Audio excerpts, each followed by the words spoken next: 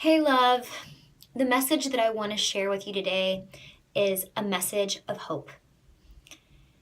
It's not rocket science, it's a very simple message. And the message is this: everything that is happening to us individually and to us collectively is ultimately for us.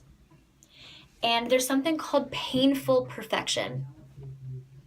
Painful perfection. What painful perfection looks like is the belief that we're being served at all times, even when shit is totally hitting the fan. And I know you know what I'm talking about because you cannot turn on your computer or your phone or your television or speak to a friend or have any kind of communication with the world without hearing that we are in crisis right now. Hurricane Harvey has hit extremely strong. There is a lot of disconnect all over the world in terms of politics. There is war, terrorism, racism, violence. And we are having our own reactions to that, which is completely normal. So let's talk about being emotionally resilient in a time of crisis. Decision number one, deciding that even when we don't understand it, even when we don't see the final outcome, we are being served in some way, shape, or form. You will always gather evidence for the case that you're making. I'm going to say that one more time. You will always gather evidence for the case that you're making. If the case that you're making in your mind is that the world is messed up, everything is going to hell, we are in this state of everything crumbling, then you will draw more of that information to you. You will project that information to other people. And instead of being a part of the solution and being able to have emotional resilience, you are much more likely to feel overwhelmed and spiral. And when you're feeling overwhelmed and spiraling, guess what you're not doing? You're not sharing your light. You're not taking care of yourself. And you're not in a place of action or being a part of the solution.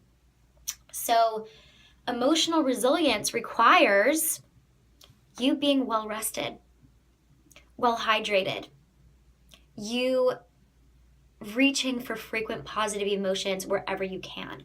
So that looks like chemically helping yourself out. So working out, things that create endorphins, anything that can create oxytocin, orgasms, cuddling, holding hands, spending time with your girlfriends releases oxytocin. Alcohol is a depressant. I love my wine. I love wine. Guess what? It's a depressant. So set yourself up for success chemically.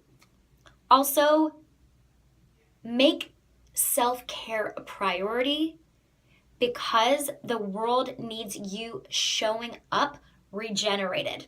The more we are depleted, the more we are barely surviving, getting through the day, not eating enough, or drinking too much, not sleeping enough, in a place of anxiety, we're not able to show up and spread light. Spreading light on a very micro level looks like smiling at a stranger, looks like listening with compassion, looks like deciding to be the change in small ways. And these little small ways accumulate and give us self-efficacy, self-confidence, and our self-worth grows. And then maybe we want to share in a bigger way. Maybe we do. So I just want to remind you that you are a beautiful being on the planet, that we are somehow being served right now, that you deserve to have joy and frequent positive emotions, even in the midst of crisis and shitstorm and things being a little bit extremely tumultuous. I mean, I've thrown out perfection right now. I think moving forward when you're feeling emotionally saturated and overwhelmed is one of the most brave choices that you can make. Just move forward. Keep putting one foot in front of the other. Keep getting back in the saddle. And that's all I wanted to share with you today. I love you. I have your back. Reach out anytime and take care of yourself.